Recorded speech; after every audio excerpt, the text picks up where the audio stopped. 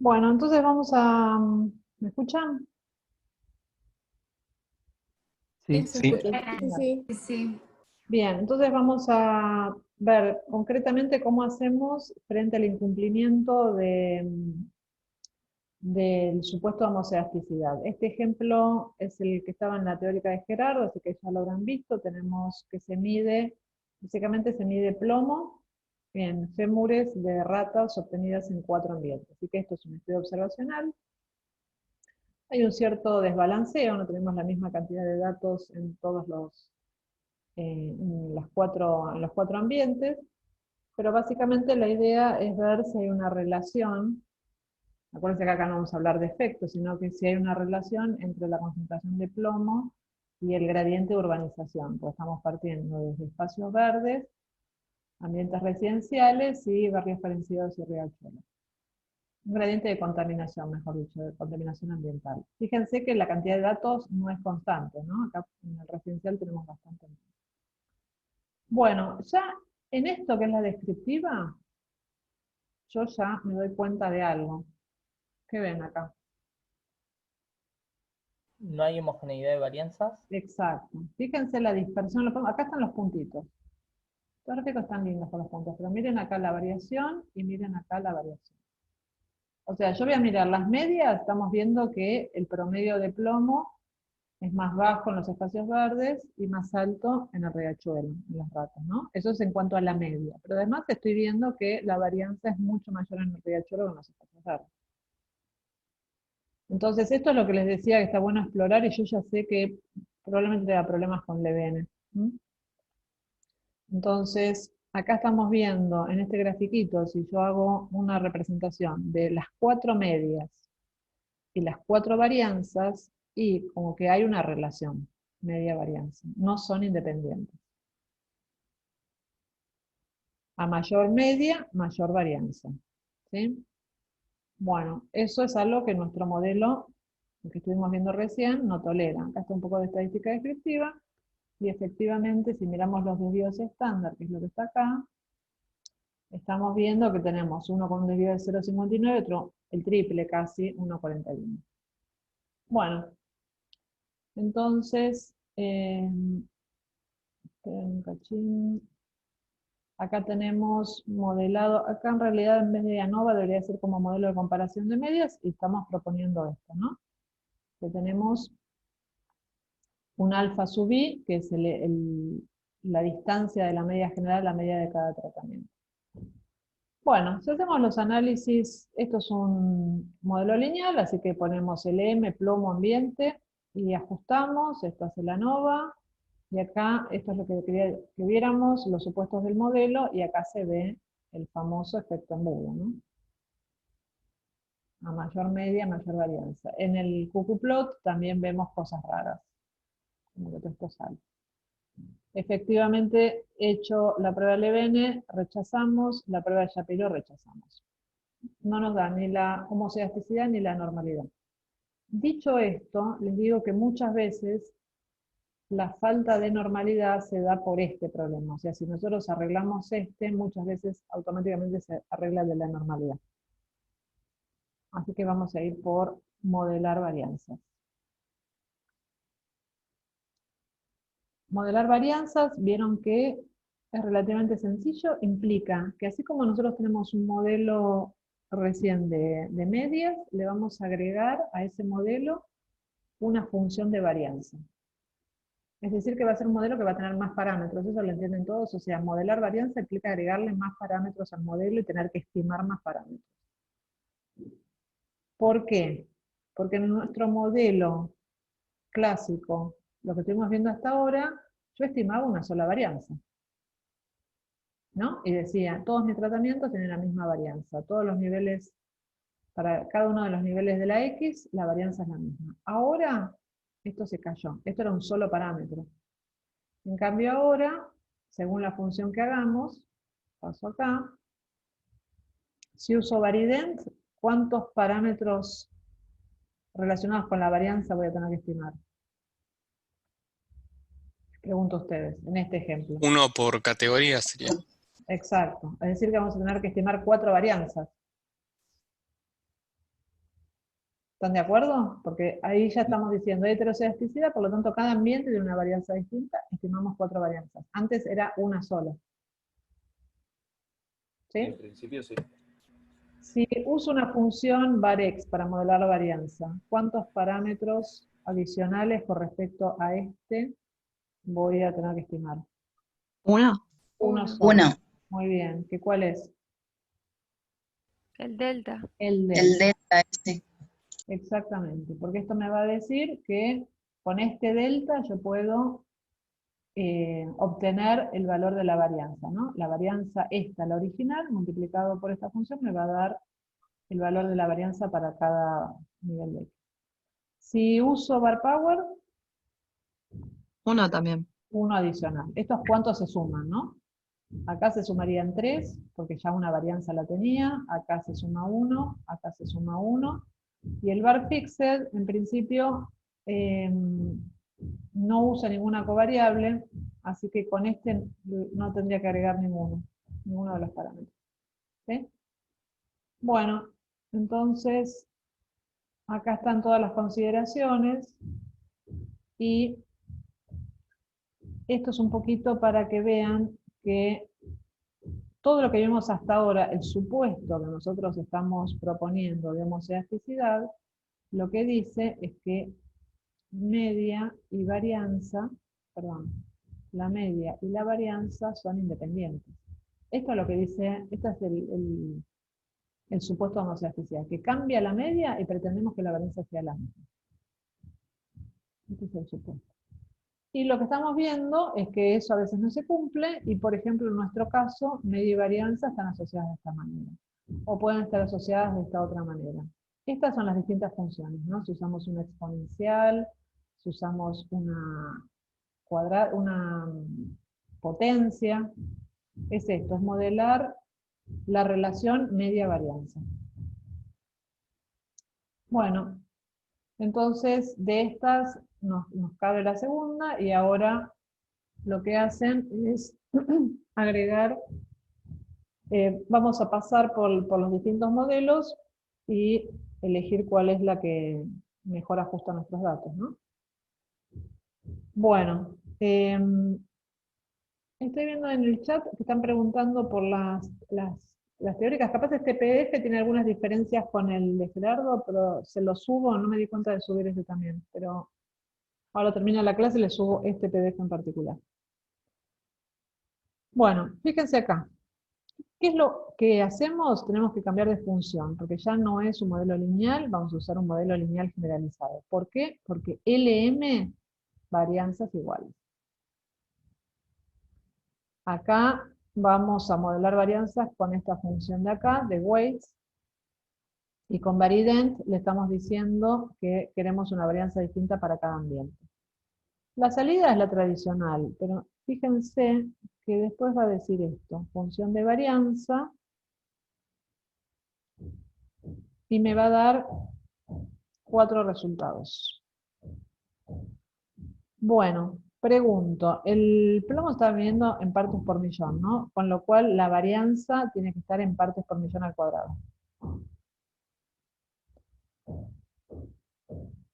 Este número de acá, ¿esta es la varianza del riachuelo, la varianza estimada del riachuelo?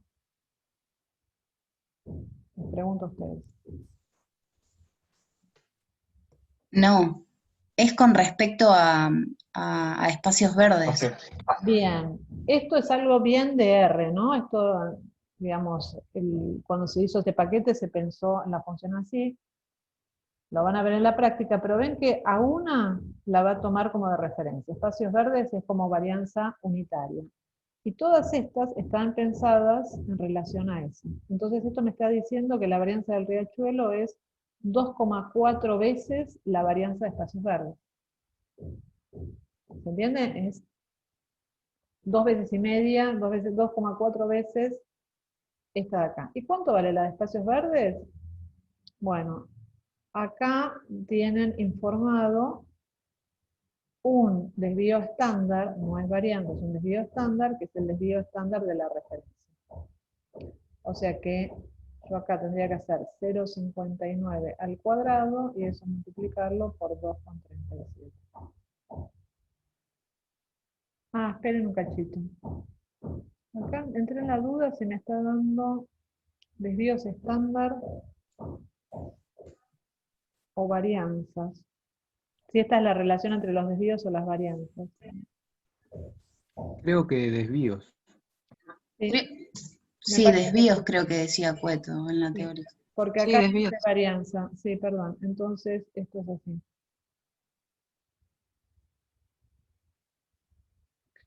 El desvío del riachuelo va a ser el desvío de espacios verdes, que es 0,59, multiplicado por 2,37.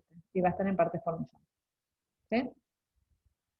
Bueno, muy bien. Entonces, y acá lo que preguntamos hoy, si podíamos comparar varianzas, bueno, acá me está diciendo cómo es la relación entre ellas y vemos claramente que en espacios verdes es la menor varianza y en riachuelo la mayor. La estimación acá ya no es cuadrados mínimos, sino que es máxima verosimilitud. Bueno, acá... Adriana, ¿qué? una pregunta, me perdí en cómo saber cuánto es la varianza o el desvío del nivel de referencia. Con esto, es donde te informa acá abajo, residual standard error, ¿te acuerdas que habíamos dicho que era la estimación de sigma? Antes era una sola estimación y ya. Sí, Bueno, acá, la que te informe acá va a ser la del de referencia. ok, perfecto. Gracias. Bueno, muy bien. Entonces, esto es un detalle de estimación por máxima verosimilitud o máxima verosimilitud restringida. Acá formalmente, como estamos estimando varianzas, hay que hacer estimación por máxima verosimilitud restringida, que corrige los grados de libertad para que las varianzas, las estimaciones sean insesgadas. Bueno, es lo que viene por default, o sea, ustedes por default van a tener esto de acá, que es máxima estimación restringida, que es lo que corresponde en estos casos. Bueno, acá tenemos, por ejemplo, si yo aplico Varident, miren lo que pasa cuando analizo los supuestos. La normalidad, ¿se acuerdan que nos daba horrible? Miren cómo mejoró. Estoy graficando los residuos, pero ahora son los residuos estandarizados. La parte de arriba son los residuos, pero ahora los divido, no por el mismo desvío estándar que era lo que hacíamos en el ejemplo anterior, sino por el desvío estándar que le corresponde al ambiente en el que se encuentra. Ven que acá tiene un subíndice subí, entonces dice, ah, bueno, vos usaste Varident, hay un desvío estándar distinto para cada ambiente, entonces vamos a estandarizar de esa manera. Y eso va a hacer que, por ejemplo, los de Riachuelo se dividan por desvíos más grandes, con lo cual, fíjense que el embudo que teníamos tan marcado, la verdad que acá esto nos da razonablemente bien. ¿Lo ven? O sea que esta transformación modela adecuadamente la falta de heterocedasticidad. Bueno, acá está el otro ejemplo con bar power. Si hacemos bar power, acá está el delta, el parámetro ese adicional que teníamos que tener. Acá ven que está la estimación de sigma, igual que antes, entonces si yo quiero estandarizar, lo vamos a estandarizar de esta manera, donde vamos a tener que usar ese delta, esta potencia para cada uno de los tratamientos. A mí no me queda claro, ¿acá estamos modificando los datos o solamente No, los datos son los mismos y lo único que estás haciendo es cuando calculás los residuos los residuos? estandarizados, el denominador no es constante. ¿Y de qué va a depender el denominador? De tu función de varianza. Ok. Bueno, fíjense que bar power también mejora todo, mejora la normalidad, mejora el gráfico de residuos versus predichos, así que es una alternativa. Ahí. Y entonces, uno tiene que elegir, bueno, ¿con cuál me quedo? La verdad que cualquiera, acá también está Varex. ¿Cómo decidimos con cuál? Obvio, el primero no, sin modelar no es opción. Había unos, ¿cómo se llamaba? Esos índices A y C, B y C.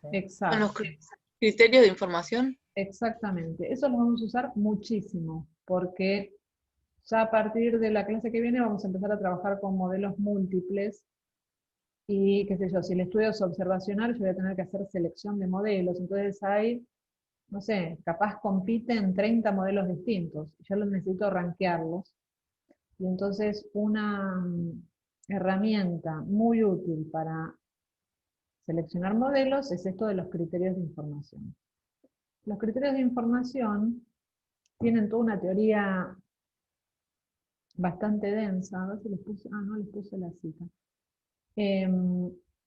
Ahora, antes de subirles la clase esta, les agrego algunas cositas.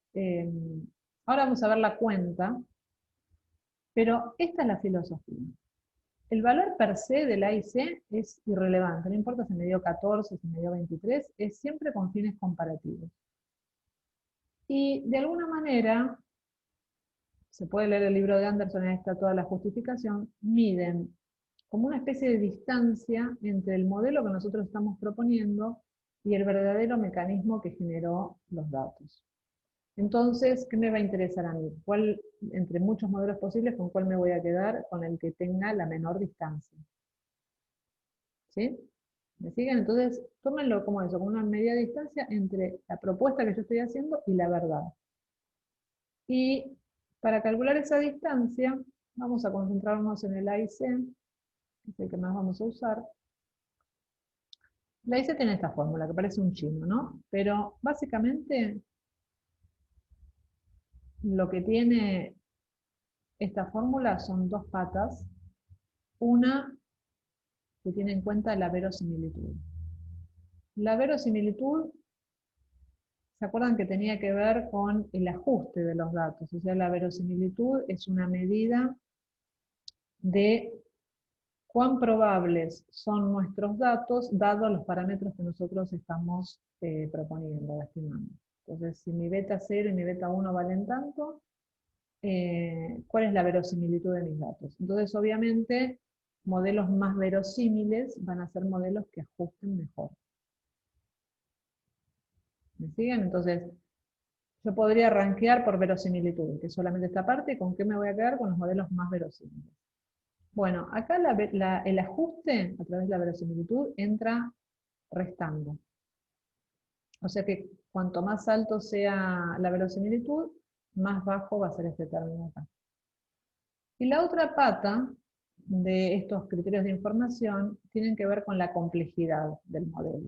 ¿Y qué aparece acá en el ACAICE? P, que es la cantidad de parámetros. Entonces, si yo estoy comparando distintos modelos, uno tiene 10 parámetros y otro tiene 5, el de 10 parámetros, que es más complejo, va a subir, ven que esto está sumando, va a aumentar el valor de ACAICE. Entonces, moraleja, cuando yo tenga el resultado final, va a ser un mix de dos aspectos con los que evaluamos el modelo. Por un lado, el ajuste, y cuanto menor es el ajuste, más bajo va a ser el ACAICE, y la complejidad del modelo a través de los parámetros. Cuanto más parámetros, más alto va a ser el ACAICE. Por lo tanto, ¿cuál va a ser nuestro criterio de selección de modelos? Los que tengan menor ACAICE. ¿Se entiende? Menor ACAICE implica mejor ajuste y más parsimonia. Un mix de estos dos. Y Adriana, ahí la P representa la cantidad de parámetros. Sí, Y la N sería... el tamaño de la muestra. Ah, ok. Bueno, entonces, esto es un poco la lógica, mejor ajuste y menor complejidad, lo vamos a poner acá, ¿no? Y O, es un balance de las dos cosas. Bueno, entonces acá si hacemos la cuenta, para nuestros modelos, el modelo 4, que es el bar power, es el que nos da mejor ajuste. Así que en principio, igual ven que no hay mucha diferencia. Y todos razonablemente modelaban bien las diferencias de varianzas, así que podría ser el 4, pero si me quedo con el 5, la verdad que también podría funcionar. Una pregunta, perdón. Si yo tuviera la misma situación, pero que fueran parecidos el 3 y el 4, Sí. en vez del 4 y el 5, aún si el menor fuera el 3 de todos, ¿me tendría que quedar con ese por más que estime un montón de parámetros extra, o ahí sí puedo ser criterioso y elegir yo el que Y está pero parecido? fíjate que si no penalizarías dos veces, porque en el cálculo de la CAI que ya estás penalizando por cantidad de parámetros. ¿Se entiende? Acá ya, si ganó es porque a pesar de que le metiste más parámetros, igual sigue siendo mejor. Ah, ok. Entonces, cuando tenemos que elegir, no hagamos doble carga sobre los parámetros. Si el acá que fue menor para el más complejo, es porque realmente el ajuste tiene que ser muy bueno.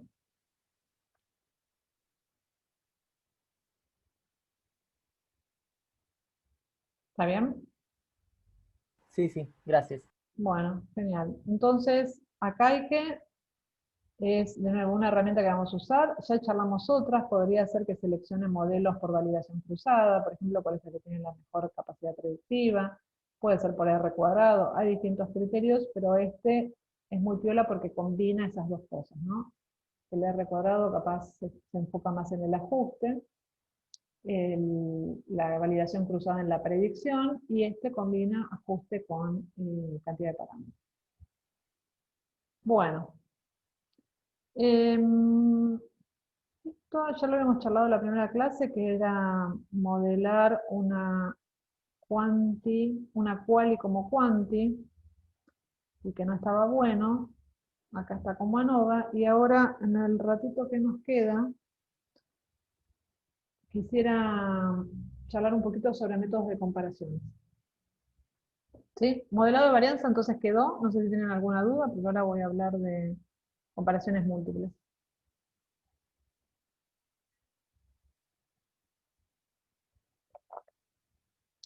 Bueno, entonces, ¿qué tenemos hasta acá?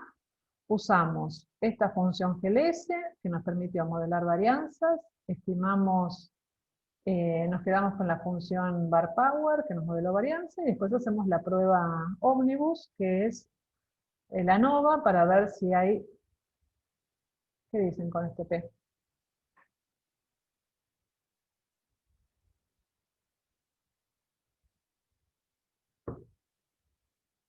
Perdón, ¿cómo es la pregunta? Este P, ¿cómo lo interpretamos?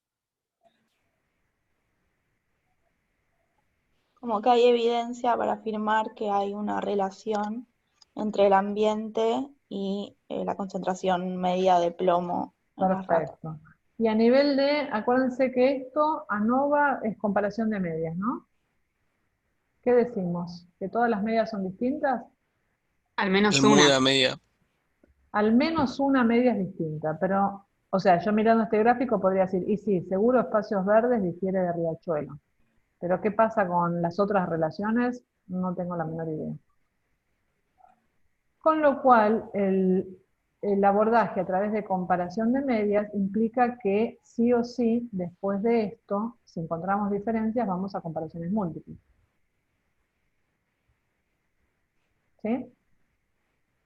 Comparaciones múltiples que Sí. nos van a permitir hacer pares, hacer combinaciones de distintas medias, pero lo interesante de los métodos de comparación múltiple es, ¿por qué no hacemos muchos test de T? Digo yo. ¿Por qué no? Vas acumulando error, porque cada prueba tiene un 5% de error. Si haces todas esas pruebas juntas, vas sumando esos 5 más 5 más 5 más 5. Exactamente. Entonces necesitamos métodos de comparaciones que de distintas formas controlan el error global.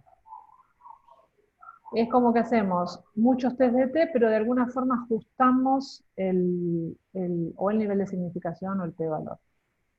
La forma en que se ajusta el espíritu de los distintos métodos de comparaciones siempre es el mismo, y es que cuando terminamos de hacer las comparaciones, si me preguntan, ¿cuál es el error? 5%. ¿Sí? Ahora vamos a ver que eso lo hacen de distintas maneras. Bueno. Pregunta. Sí. En la ANOVA, si nosotros segmentamos la varianza, ¿necesitamos también ajustarla? ¿De segmentar cuándo? ¿Qué querés decir con eso? Que en la ANOVA no le damos, o sea, no tenemos en cuenta la varianza de cada uno de los... Pero acordate que cuando haces una ANOVA acá de ambiente, para sacar este F, estás dividiendo la variabilidad entre ambientes dividido la varianza del error, que es esta que decimos que no es homogénea, o sea que tomó en cuenta que viene de varianzas distintas. Está metida acá para sacar esta F. Ah, ok, ok. Ahora estamos en comparación de medias, ¿no? Entonces quiero saber qué tratamientos difieren significativamente y qué no. Entonces, les cuento. Comparaciones múltiples. Comparaciones múltiples es un método que compara, por ejemplo, todos los pares de medias. Compara, acá puse IJ para decir cualquier par que se les ocurra. Y son cosas muy específicas, ¿no? Que las dos medias sean iguales o que sean distintas. Son pruebas bilaterales. Entonces, métodos de comparaciones múltiples hay muchos. ¿Qué es un método de comparaciones múltiples? Y la lógica es como si fuera un test de T. Miren acá abajo. Un test de T donde tenemos la magnitud del efecto, la diferencia de medias muestrales, señal, menos el delta de las medias. El delta de las medias es 0, porque nuestra hipótesis nula dice que las medias son iguales. Entonces esta es la señal, y abajo ¿qué hacemos? Ponemos el ruido. ¿Y qué es el ruido? El error estándar de este estimador. Que como vimos en la clase pasada, se calcula de esta manera, así que acá aparece la varianza del modelo, podemos llamar intervalos de confianza y ver si el 0 está incluido. Digamos, esto es, si lo miran así con cariño, es un test de T. ¿Dónde está la diferencia? En un poco estos errores estándar, esta distribución que vamos a usar acá, cómo se calculan los grados de libertad, o sea, cada método tiene sus particularidades. Bueno, vamos a mencionar, hay montones, pero yo les voy a contar de 3, ortogonales, Bonferroni y Tukey. Bueno, ahí dice a priori y a posteriori. ¿Esta división la tienen clara? ¿Qué quiere decir a priori y a posteriori?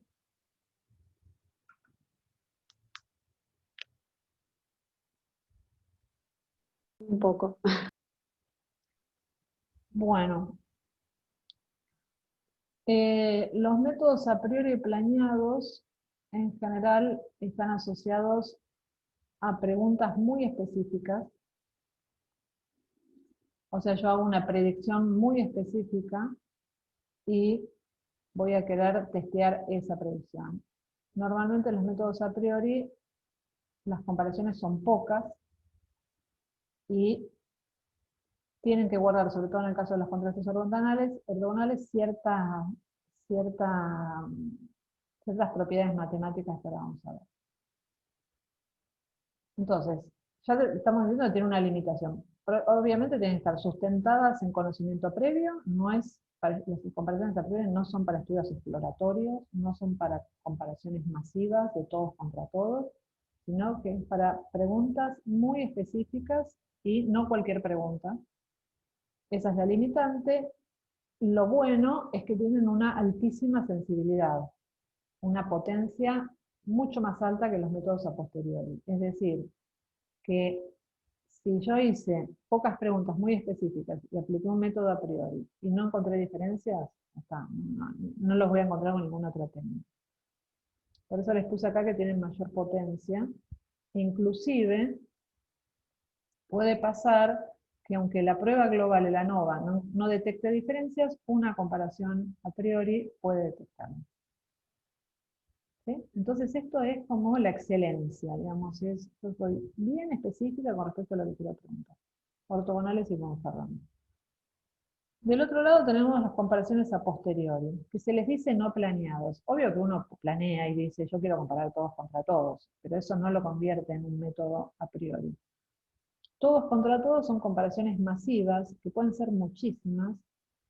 No sé, si ustedes tienen 10 grupos de medias para comparar, imaginemos un diseño factorial de, no sé, de 5 tratamientos en machos y hembras, son 10 niveles, y ahí tienen 10, 50, 45 comparaciones distintas, un montón. 45 de estas pruebas que estamos viendo de test de T. O sea que son muchísimas. Por eso lo tenemos asociado más a búsqueda de significación, algo exploratorio, quiero contestar todo lo que se pueda sacar de estos datos, ¿no? Y están sacando el jugo al máximo un montón de preguntas. Entonces, lo bueno es eso, que les van a poder contrastar todo, Y el costo que están pagando es que son métodos con menor potencia. O sea, va a costar más detectar diferencias. Pero es razonable, ¿no? Digamos que son como dos estrategias. Y ahí tenemos el método de Tuchel. Entonces, yo por eso un poco lo comparo, las comparaciones no planeadas como el método de Tuchel, como un bombardeo masivo, mientras que, no sé, los ortogonales va a ser el misil dirigido al blanco. ¿Sí? Perdón, ¿y cuál sería una predicción de un a priori? Un a priori sería, por ejemplo, este que es observacional, no sé, por ahí, pero capaz un experimental, vos podés decir que los tratamientos, no sé, con temperaturas elevadas, que capaz tenés varios, eh, generan un aumento en la expresión, no sé, de una proteína.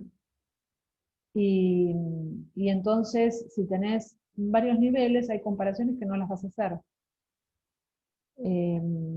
Justo acá no tenemos ninguno. O sea, sería como, en vez de hacerlo, ¿cómo se llama? Bilateral, hacerlo direccionado. No, porque van a ser bilaterales también estos.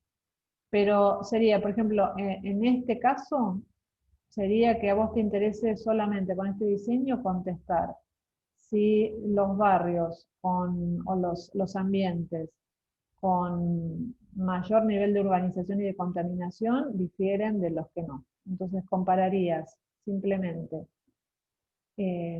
espacios verdes y residencial versus eh, barrios carenciados y riachuelos.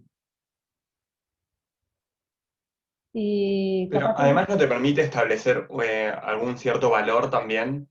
O sea, no solamente si difieren, sino no podías usar con este tipo de contrastes a priori como que es de cierta magnitud también, como el doble.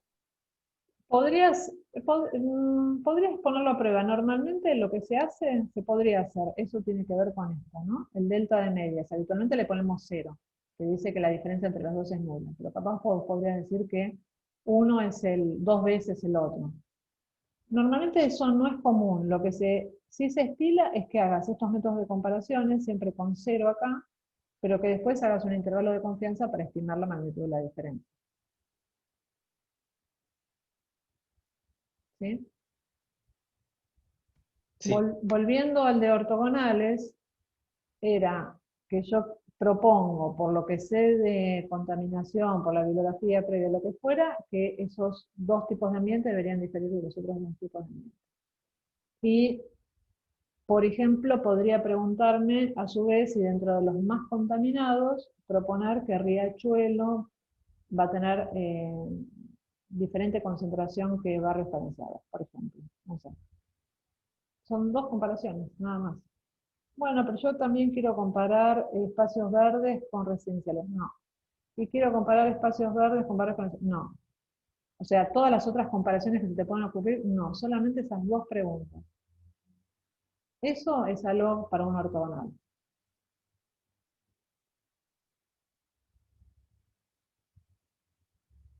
¿Se entendió? Como el enfoque. En cambio, no, pero yo quiero saber si residenciales difiere de espacios verdes, si difiere de los otros, o sea, quiero hacer todos los pares posibles. Bueno, entonces es Tuchel. Entonces, Y, profe, una consulta. ¿No se podría hacer varios ortogonales porque te aumentaría el error? porque tiene un montón de limitaciones. Ahora vamos a ver los ortogonales. Vamos a empezar por el fácil que es Tuchel. Tuchel hace todos los pares posibles. La cuentita para saber cuántos pares posibles es esta. A son los tratamientos o los grupos, entonces yo les decía recién, si tengo 10 grupos, 10 por 9, 90 dividido 2 son 45 comparaciones. En este ejemplo, nosotros tenemos 4 grupos, tenemos los 4 ambientes, 4 por 3, 12, dividido 2, 6. Podemos hacer 6 comparaciones. De hecho, no es que podemos, Tuchel nos va a hacer las 6 comparaciones. No, pero a mí, la verdad, espacios verdes con residenciales no me interesa, porque no importa, la va a hacer. ¿Sí? Entonces, Tuchel es masivo, no pregunta, no importa el conocimiento previo, y es todos los pares posibles. Esta es la estructura de la prueba. Fíjense que es lo mismo que un test de T, la diferencia es que esto tiene una distribución propia que se llama Tuchel. Bueno, y hace esto y lo contrasta, se calcula este estadístico y se ve si la diferencia es significativa o no en función de la distribución de Tukey. También en algunos paquetes calcula una diferencia mínima significativa. No importa la operación, pero es como piensa en un test de T y me da el p-valor para ese test de T. ¿Sí? Adriana, Sí, ahí el delta mu sería 0 porque vos estás asumiendo, en principio, como que esto está asumiendo que no hay, o sea, estás bajo la hipótesis nula de que no hay exacto. diferencias. Y eso es así, acuérdense, todos los tests que nosotros hacemos es la distribución bajo H0. Siempre supongo H0 verdadera y calculo cuán probable es obtener un resultado muestral como este si fuese cierta la H0. Así que Claro, está igual. tenemos que poner Ok. los valores de H0. Bueno, y también con Tukey pueden calcular un intervalo de confianza. Porque ahora piensen, todo lo que les conté, los intervalos de confianza para diferencia de medias, no voy a usar test de T. Si yo estoy haciendo comparaciones de Tukey, mis intervalos de confianza van a ser usando esto. Entonces, acá está el intervalo de confianza, el error de muestreo, ¿se acuerdan? El más menos que habíamos visto la otra vez, va a salir de esta fórmula. Cuadrados medios dentro, que es la varianza del modelo, la cantidad de repeticiones, y acá un percentil, pero de la distribución de Tukey. Y una vez que tenga el intervalo de confianza para un par de medias, ¿qué me fijo? ¿Si incluye el 0? Exacto, me fijo si incluye el 0 y eso va a ser equivalente a mirar el P. Y eso lo voy a hacer 6 veces. ¿Sí? Entonces, por ejemplo, acá está el paquete emins, que hace Tukey por default, y me da las medias de cada uno de los tratamientos con sus errores estándar, perdón, y acá me da lo que a mí me interesa, que son las comparaciones.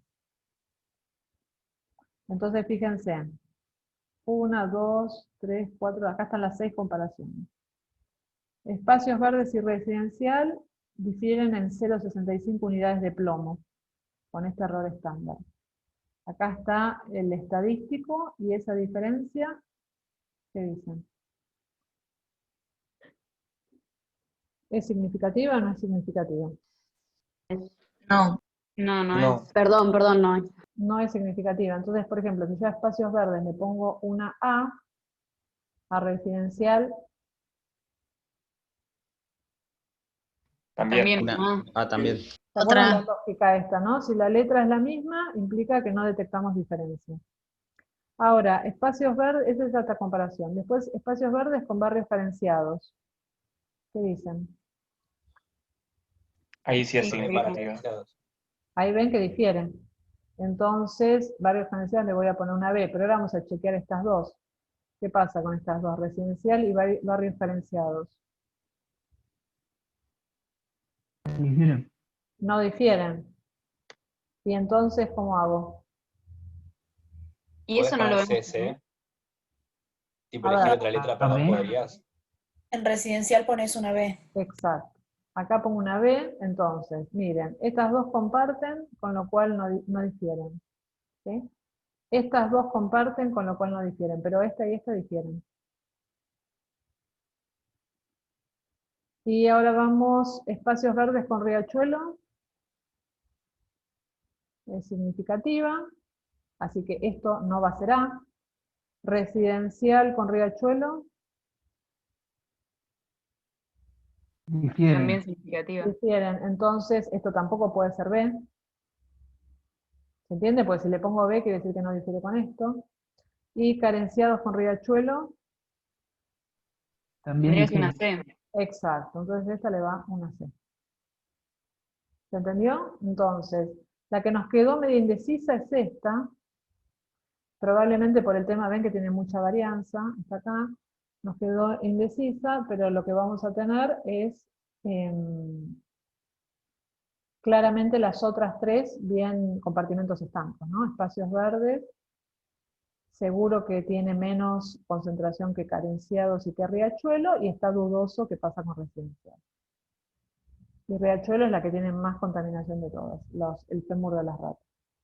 Fíjense también que si hubiéramos hecho un Tukey en una ANOVA, en un LM, esto tendría que ser el mismo número para todos. Ah, no, perdón, porque esto es desbalanceado. No dije nada. Porque el error estándar, acuérdense que toma el error y toma el tamaño de la muestra. Acá tenemos distinta varianza para cada tratamiento y distinto n. Así que si tenemos distinto n nos puede dar distinto. Adriana, Sí. este p-valor lo que está haciendo es decirte si el intervalo de confianza, la diferencia de medias, incluye o no al cero. Exacto. En realidad no te dice eso, pero son dos cosas asociadas. Si el P me da así, el intervalo de confianza incluye el 0. Y si me da SA, el intervalo de confianza no incluye el 0.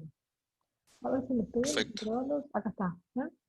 Después ustedes pueden pedirle, con eso que vimos recién, con FINT, de la comparación, y les tira lo mismo, pero con intervalos de confianza. Una pregunta, Adriana. Sí. En la filmina anterior había una aclaración, esa, lower y upper. Esto sería de las medias. De las medias. Y es lo que charlamos la clase pasada, que, por ejemplo, bueno, acá nos dieron bastante angostitos, ¿no? Pero es no usar estas barras para decidir si esto es A y esto es B. No usar este gráfico, porque podemos tener casos donde las barras se superpongan y las diferencias sean significativas. Y una pregunta. Una vez que tenés esta información, ¿vos podés ir a hacer alguna de las otras dos pruebas que son más potentes? No. Elegimos una, y no la elegimos por ensayo de error. Y yo cuando hice este ensayo, tenía algunas ideas, pero la verdad que quiero comparar los 4 ambientes entre sí. Entonces, si quiero hacer todas las comparaciones posibles, las 6 comparaciones, lo mejor para eso es Tukey, y no hay ningún otro. Un a priori no me va a dar mejor que esto, ahora lo vamos a ver. Okay. ¿Y acá no tenés problema con las varianzas? Están metidas en el modelo. Acordate que cuando también. el Tukey, esto es para el modelo con GLS, que ya le dijimos que modelábamos variantes. Ok. Y profe, perdón. Perdón. Sofi, si quieres hablar. Bueno, y volviendo un poquito con eso de las barras, entonces los intervalos de confianza que calcula después en la filmina siguiente es del contraste. Exacto, es para las diferencias de medias. Estos son los que importan, para delta de mu. Entonces, miren ¿Qué pasa con este intervalo de confianza? Que la P nos había dado menor a 0,01, me incluye el 0. En cambio, miren este otro. Este incluye el 0. ¿No? Entonces, si yo no les hubiera mostrado la diapo anterior y veníamos acá, ya saben cuáles vieron diferencias y cuáles no. Y además, ¿qué más podemos decir? ¿Qué quieren decir estos dos números, 2,5 y 1,4? La magnitud. La magnitud. ¿Qué unidades tiene? ¿Qué es esto? 2,5 en contexto del problema, ¿qué es?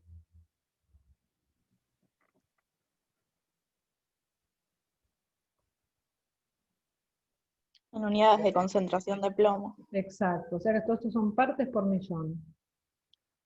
¿Y qué estamos diciendo? Que las ratas, nuestra muestra de ratas del riachuelo, de espacios verdes, ¿es de la muestra esto, el 2,5 y el 1,4? Es de la diferencia. Es una No, diferencia. pero es poblacional, Es porque es un intervalo de poblacional. confianza. Es poblacional, sí. El muestral es este número. En nuestra muestra, las ratas de los espacios verdes tenían en promedio casi 2 ppm menos que las del riachuelo. En nuestra muestra. Pero esto ya picamos y generalizamos sobre la población. O sea que acá hablamos de las ratas de los espacios verdes y las ratas del riachuelo. Y estamos diciendo con 95% de confianza que las del riachuelo van a tener en promedio entre 1,4 y 2,5 ppm más que las ratas de espacios verdes. ¿Se entiende? Es una diferencia. Y ahí estamos midiendo bien la magnitud del efecto. No es efecto porque es una observacional, sería la magnitud de las diferencias entre pertenecer a distintos ambientes. ¿Sí?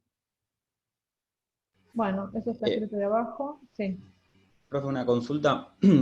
Antes habías dicho que las comparaciones a priori y a posteriori diferían en la potencia, ¿no? En Sí. este caso, por ejemplo, ¿cómo puedo ver qué potencia tiene esta comparación? Capaz en comparación, ahora vamos a pasar a los otros.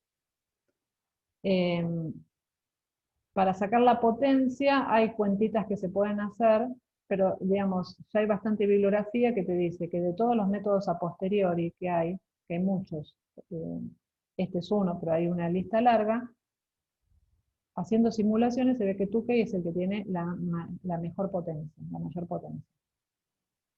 ¿Sí? Entonces no es para este ensayo en particular, si tengo que elegir entre opciones, a posteriori, yo ya sé que este va a ser el que mejor anda. Ok, gracias. Adriana, Sí. entonces vos si tenés que informar esto, informarías, según lo que vimos la clase pasada, el intervalo de confianza y el p-valor del Tukey. Podés informar el p-valor del Tukey, podés hacer este sistema de letras, podés presentar este gráfico y poner las letras, y en el texto decir, por ejemplo, que cuando haces toda la discusión en tus resultados de tus hallazgos, vas a decir que se estima esto, ¿no? Que en promedio las ratas de riachuelo tienen entre tanto y tanto ppm más que las de espacios verdes. Pero poniendo solamente el intervalo de confianza, está bien. Sí. El tema es que hay mucho, el p-valor tiene como mucha historia, entonces te puede pasar que te pidan el p-valor. Por más que vos argumentes, bueno, pero el intervalo de confianza ya se deduce. Digo, a veces uno tiene medio que amoldarse, pero la idea debería ir siendo cada vez más darle menos bolilla al p-valor y quedarnos con los intervalos de confianza. Ok, joya, gracias. Bueno, acá hay unos grafiquitos que les da LeMins, pero no me voy a detener ahora demasiado en esto porque quiero que chequemos los ortogonales, esto lo van a ver en la práctica. Les quiero contar los otros dos métodos. Uno es el de Bonferroni.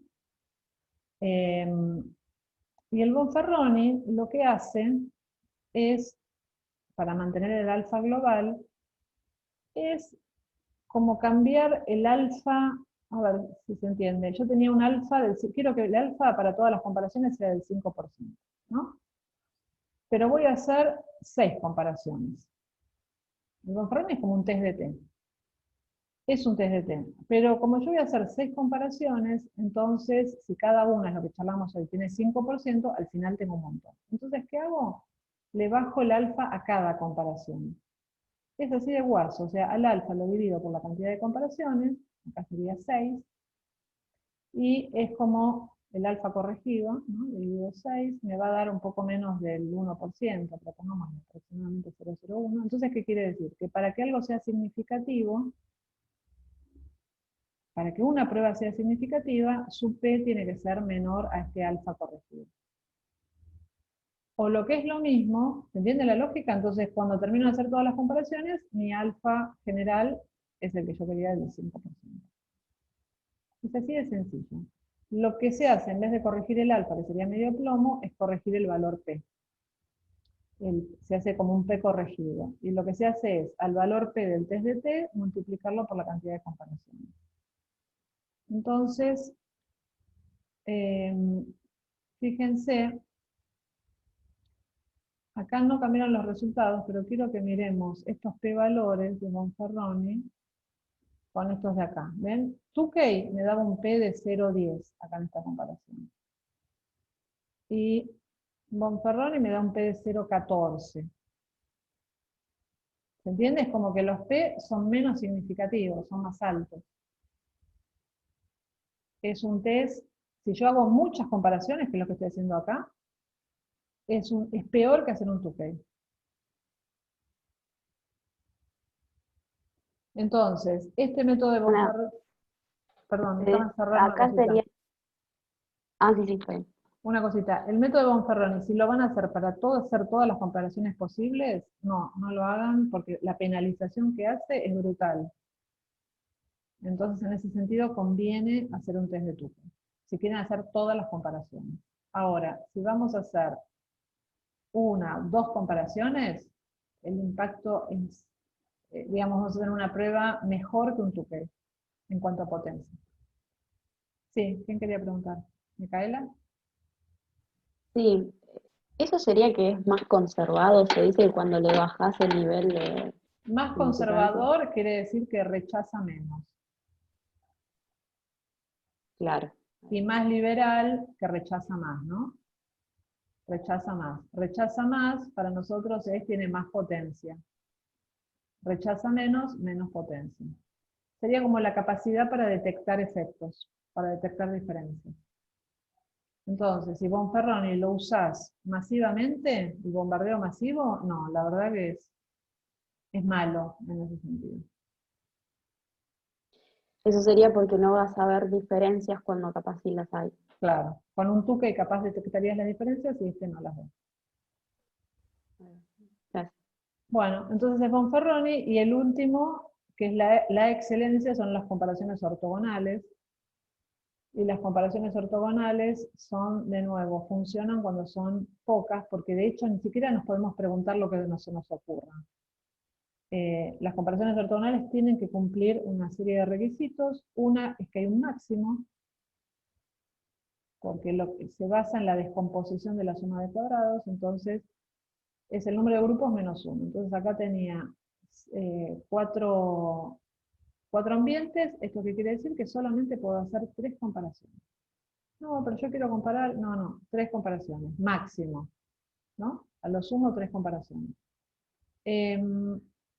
Y además, no puedo hacer cualquier comparación. Las comparaciones que hagan tienen que ser ortogonales. Los vectores de coeficientes tienen que ser ortogonales. Eso pone un montón de restricciones al tipo de preguntas que podemos contestar. Entonces, esto, imagino que lo habrán practicado en Biome, pero para que se entienda. Por ejemplo, acá estoy comparando lo que habíamos dicho hoy. Espacios verdes y residencial promediados difieren de barrios carenciados y riachuelo promediados. Esta pregunta, por ejemplo, con Tuque no la puedo contestar, porque el Tuque es de Apare. Con Bonferroni podría. Pero ortogonales, si estas dos preguntas que quiero hacer son ortogonales es la mejor, la máxima potencia, la máxima sensibilidad para detectar diferencias. Y después me pregunto si, acá me pregunté si espacios verdes difieren de espacios residenciales, por ejemplo, ¿no? Bueno, entonces tenemos que ver si estas comparaciones son ortogonales. O sea, si esto es ortogonal con respecto a eso. Eso implica que los vectores de coeficientes sean ortogonales. A ver, para que se entienda.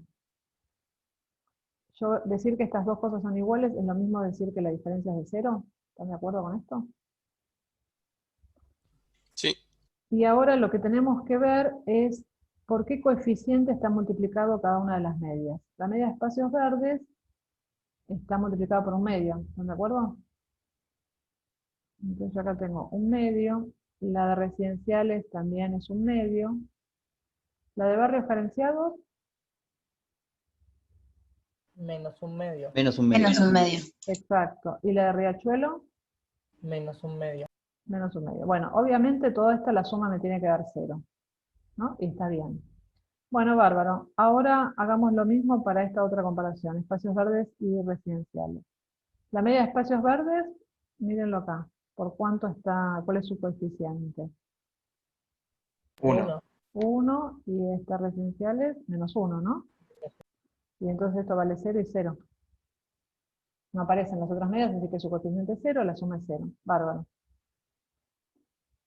Y vamos a poner una más. Supongamos que a mí me interesa, porque podríamos hacer 3, ¿se acuerdan? Entonces tengo una tercera hipótesis que me interesa comparar residencial con barrios carenciados. Perdón, esto de máximo 3 contrastes depende de la cantidad de tratamientos, del Claro, nivel es la educatorio, cantidad ¿cómo de es? grupos, es la cantidad de grupos de medias que querés comparar menos 1. Ok. Entonces, voy a escribir acá una tercera comparación. ¿Y cómo serían los coeficientes? 0, 1, menos 1, 0. Perfecto. Bueno, entonces ahora tenemos que ver si son ortogonales. Yo hice 3 preguntas y tengo que ser ortogonales. ¿Qué quiere decir que sean ortogonales? esto, que el producto de la suma del producto de los coeficientes sea igual a 0. Esto implica una partición independiente de la variabilidad. Entonces, vamos a empezar si la comparación 1 con la 2 son ortogonales. Menos 1/2 por 1, menos 1/2, 1/2 por menos 1, menos 1/2. La suma de las dos me da 0, menos 1 por 0, 0, menos 1 por 0, 0. Es verdad, se cumple esto. ¿Se entendió lo que dice, no? Multipliqué, hice el producto de estas dos y después sumé. Ok, entonces estas son ortogonales. El 1, perdón, voy a probar, el 2 con el 3. ¿Son ortogonales? No. Hacemos 1 por 0, 0, menos 1 por 1 me da menos 1, 0 y 0. La suma me da menos 1. Es decir, que estas dos comparaciones no son ortogonales entre sí. Por lo tanto, no puedo contestar simultáneamente esto y esto por el método ortogonal. ¿Se entiende lo restrictivo que es? Bueno, pero esta era parte de mi... Bueno, pero con ortogonales no puedo. Entonces, por ejemplo, sí podrías contestar estas dos preguntas. Que sí son ortogonales, pero esta no. Perdón, entiendo el porqué, onda matemáticamente, no entiendo, tipo, biológicamente, o en el caso este Porque no es aplicado, biológico, ¿por qué es no son? estadístico. Y la lógica es que yo tengo, lo que es ver por el lado de ANOVA, ¿no? Una variabilidad entre las medias, y esa variabilidad que tenés entre medias la particionás con estas comparaciones. Digo, bueno, una parte de esta variación es la que tiene que ver con la hipótesis 1, otra tiene que ver con la hipótesis 2. Ahora, y estas no se superponen, son independientes. La hipótesis 3 es así, como que usa parte de esta variación. Ah, listo. Entonces vos querés conservar un 5% de error global y acá no, ya no te puedo decir que tenga un error global. Entonces tendrían que ser, si lo partimos en 3, tienen que ser porciones que no se superpongan en su variación, para que cuando termino de contestar todo tenga el 5% nominal. O sea que hay alguna hipótesis que puede compararse, que no es esta en particular, pero alguna hipótesis 3 puede formularse, Sí. pero no era la diferencia entre residenciales y... Exacto, y que debe ser la de carenciados con Riachuelo. O sea, si pongo carenciados con Riachuelo, serían las 3 comparaciones que puedo hacer. Pero entonces lo que quiero que vean es que hay, por un lado, las preguntas desde el lado de la biología del investigador, y por otro lado una limitación, una estructura muy fuerte matemática. Entonces, para contestar estas dos preguntas que están escritas acá, el mejor método de que me va a dar el p-valor más chiquito va a ser este ortogonales, pero es sumamente restrictivo. ¿Sí? Entonces es un poco eso, el misil va a ir y va a caer exactamente en ese lugar, no me va a contestar, no va a responder lo que pasa aunque sea cerca o algo asociado, solamente eso, en cambio Tukey es masivo, ¿no? Adriana, no entendí cómo es que te diste cuenta de que no puedes hacer la tercera comparación. Haciendo esta cuenta, que es multiplicando, es el coeficiente este por este otro. Entonces es 1 por 0 más menos 1 por 1 más 0 por menos 1 más 0 por 0. La suma te tiene que dar 0. Eso implica que son vectores ortogonales. Y acá esto se me va, esto se me va, esto se me va, y no me queda 0, me queda un menos 1. ¿Pero que la suma te dé 0 implica que hay diferencias o simplemente que son No, que ortogonales? son No entiendo. ortogonales. Después, ahora, una vez que ya dijimos todos son ortogonales, ahora aprieto botones, Ah, ok. hago todo esto, acá está todo como se hace, lo verán en la práctica, y acá está la primera comparación y la segunda comparación. ¿Y qué me dice la primera Pregunta. comparación? Me perdí un poco, entendí cómo ver si eran ortogonales, pero ¿de dónde salían los coeficientes? Perdón. Fíjate que acá espacios verdes está multiplicado por un medio. Por esto podría decir un medio de mu de espacios verdes más un medio de mu de residenciales menos un medio de mu de barra referencia. ¿Se entiende? Es estos numeritos. Sí, sí, ahí la vi. Perfecto, gracias. A mí, yo Sí. tengo una duda. Em, Porque acá sí me resulta intuitivo saber que comparar muchas medias entre sí me afecta el error global por el test. Pero ¿cuándo me doy cuenta que estoy repitiendo el mismo test y me afecta el error global? Si yo, por ejemplo, hago correlaciones tengo que poner 4 variables, hago correlaciones de todas contra todas, eso también va a afectar al error de las correlaciones, ¿no? O sea, el p-valor que estoy Sí, tomando. totalmente. O Es sea, algo que todos no los test que sabía. yo repito para la misma muestra, Sí, eso sí. ok. Pero tengo que empezar entonces con esa muestra a repetir el mismo test, no importa qué comparación hago. Sería, en líneas generales, tampoco hacerse talibanes de esto, ¿no? Pero la lógica sería que no está bueno hacer múltiples pruebas cuando puedo hacer una sola prueba que controle el error global.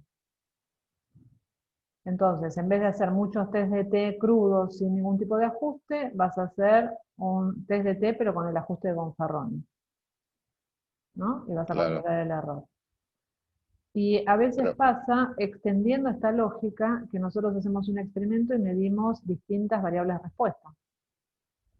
Y entonces vas a hacer una ANOVA para la altura, otra ANOVA para el diámetro de la planta, otra ANOVA, pero siempre el mismo ensayo. claro, pero ahí el error va a ser cuando yo compare entre, No, y es lo ponele, mismo, porque vos vas a hacer muchas ANOVAs, cada una va a tener su 5%, pero en todos tus resultados, tu error global, es a otra escala, pero es la misma lógica de que cada modelo va a tener un error asociado. Entonces, hay una cuestión que se llama corrección por múltiples test. Acá lo estamos viendo en chiquitito en comparaciones, pero si yo hice muchas ANOVAs y también tal vez tendría que corregir esos t-valores, ¿se entiende? Entonces hay una lógica para corregir los t globales también.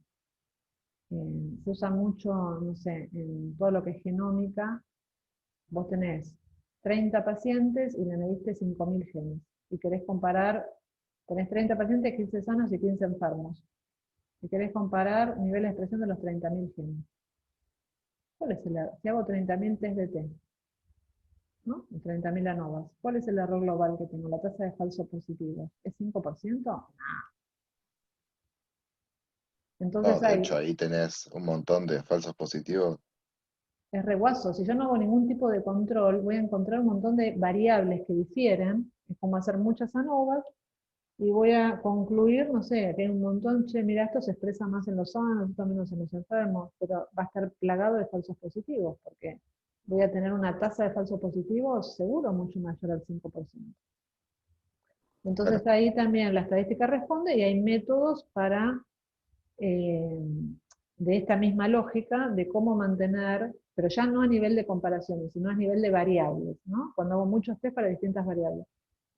¿Cómo hago para mantener el error global en un valor razonable del 5%? Entonces también, si alguno está con ese tema, les puedo dar para leer, que es la estrategia que se usa es la de False Discovery Rate, que es otra lógica, pero el espíritu es el mismo que estamos viendo acá. perfecto. Sí, sí, Adriana, perdón, Tommy. Sí. vamos, Ramón. Me quedó la duda de por qué en la hipótesis 1 vos haces como una igualdad de media de medias y en la hipótesis 2 igualdad las medias nomás. Bueno, porque si yo quiero comparar, mi pregunta era, los barrios, los ambientes con poca urbanización, que son plazas, espacios verdes y residenciales, ¿difieren de los espacios con mayor urbanización, contaminación, que son los residenciales? ¿Cómo haces para combinar eso? Entonces, ¿se entiende? Hay 4 medias involucradas. Entonces, ¿qué haces? Sumás estas Claro. dos y las comparás con estas dos, pero estás comparando con un promedio del doble de plomo, porque la suma de estas dos me va a dar un número que no lo tiene nadie. ¿Entiendes? Entonces, ¿qué hago? Promedio estos dos barrios y promedio estos otros dos barrios. Y acá no, porque es un solo barrio, un solo ambiente. Está bien. Ok. Joya. Gracias. Si quisiera, por ejemplo, comparar todos versus Riachuelo, estos 3 versus Riachuelo, entonces sería esta mu más esta mu más esta mu dividido 3, igual a esta otra mu. Igual a esta. Y Adriana, ¿podrías después de hacer esto hacer un 2K? No, esto es, la lógica es, yo me siento así zen y pienso, ¿qué tipo de comparaciones, antes de tener los datos, ¿no? Estoy diseñando, estoy pensando y digo, ¿qué voy a hacer? ¿Qué quiero hacer? Pocas preguntas y muy precisas. A ver, mis 2 hipótesis son estas, mis predicciones son estas. ¿Son ortogonales? No. Bueno, ortogonales se cayó. Entonces, pero son pocas preguntas. ¿Qué hago con Ferroni? Son 2 hipótesis nomás. No, pero mi director me va a pedir también, me va a preguntar, che, esto no difiere de allá, y eso no está contemplado en el Bonferroni. Voy a tener que hacer como 4 comparaciones. Bueno, ¿qué hago? Me paso a Tuque. Y ya lo decidí, y es una o la otra o la otra. Pero ¿por qué? Si los datos son los mismos, si ya los tenés, ya los obtuviste, Siempre es el no veo la error, y diferencia. es, cuando vos terminás de hacer tu Tuque, acá, ¿cuál es la tasa de error de falsos positivos? Yo te digo 5%.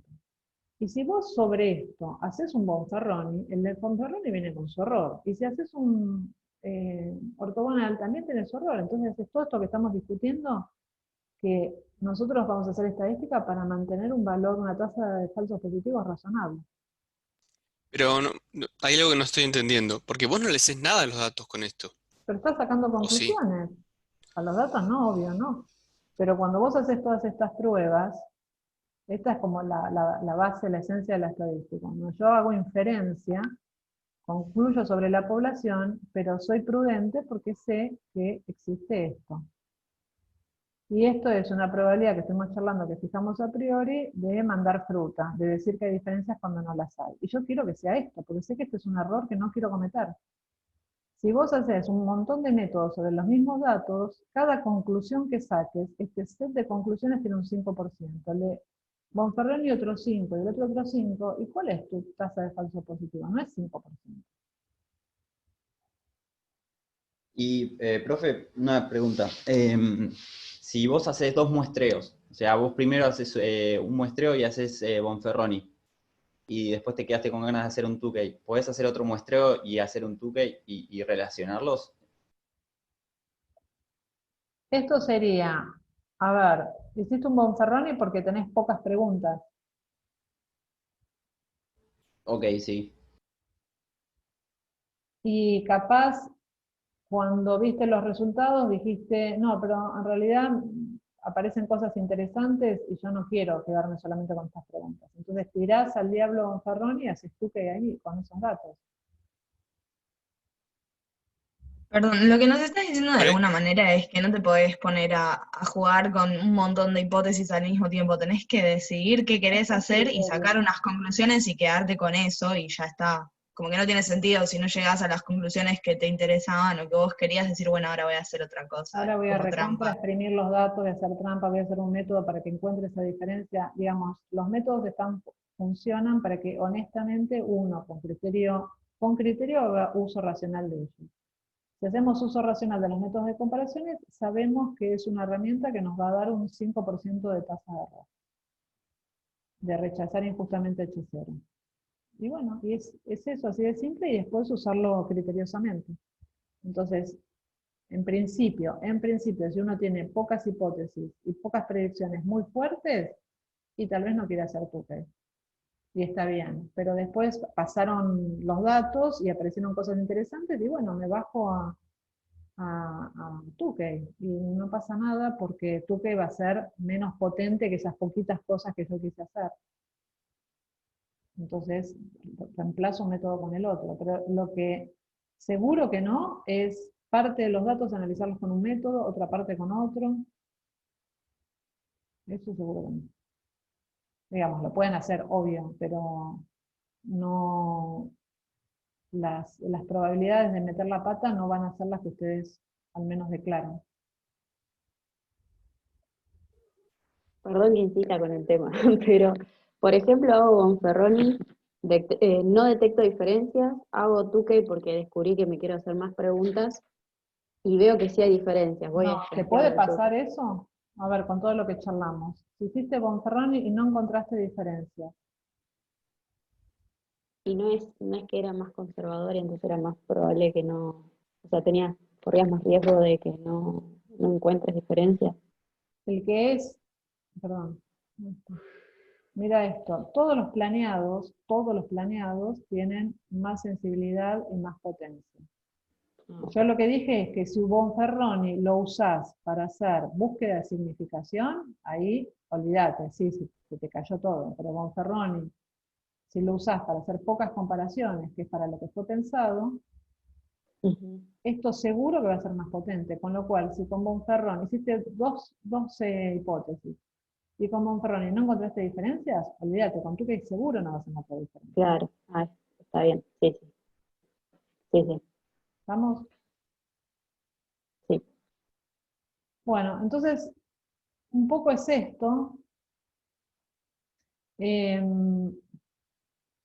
Acá tenemos, perdón, las diferencias. Un cachito. Acá tenemos los resultados de los ortogonales, entonces nos dice cosas que ya sabíamos, que acá había diferencias. No, esta no la sabíamos. Hay diferencias entre promediados los ambientes de baja urbanización con los ambientes de alta urbanización y contaminación. Esta es una pregunta nueva. Y no hay diferencias entre espacios verdes y residenciales, que también coincide con el otro resultado, ¿no? Pero puede no ser así. Puede ser que acá encontremos diferencias que no habíamos encontrado con Tukey, por ejemplo. Entonces, en definitiva, esto es un poco la idea de los tres que presentamos acá. ¿Cuándo vamos a usar Tukey? Cuando querramos hacer todos contra todos. Está más que nada pensado para algo exploratorio. Y si ustedes quieren hacer eso, que es absolutamente pertinente, Tukey es el mejor. Para ese tipo de todos contra todos los pares posibles. Bonferroni sabemos que es a priori, pero cuantas más comparaciones pierde potencia y puede llegar a ser peor que el Tukey, menos potente que el Tukey. El ortogonal es el más potente de todos, pero tiene todas estas restricciones que fuimos haciendo. ¿Cuántas comparaciones y qué comparaciones? Entonces un poco el espíritu es esto, un compromiso entre cuántas y cuáles preguntas quiero contestar y mantener la potencia y siempre con la idea de mantener un error global, ¿no? ¿Y cuántas serían pocas comparaciones como para hacer un Bonferroni?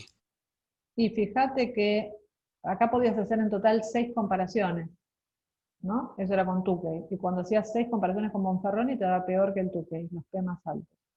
Entonces, normalmente depende de cuántas tenés, ¿no? Pero de hecho podés hacer el ejercicio de ver cuándo el Bonferroni empeora. Pero normalmente acá con 6 y qué sé yo, 2 comparaciones salgo ganando. Probablemente si tengo 3 comparaciones o más es igual o peor que Tukey. Digo, como para tener un criterio de más o menos a dónde apuntar, 3 o más, Tukey. Sí, pero tal vez si tenés 24 medias para comparar, no son 2 versus lo otro. O sea, se va a ir corriendo en función de cuántos grupos quieras comparar.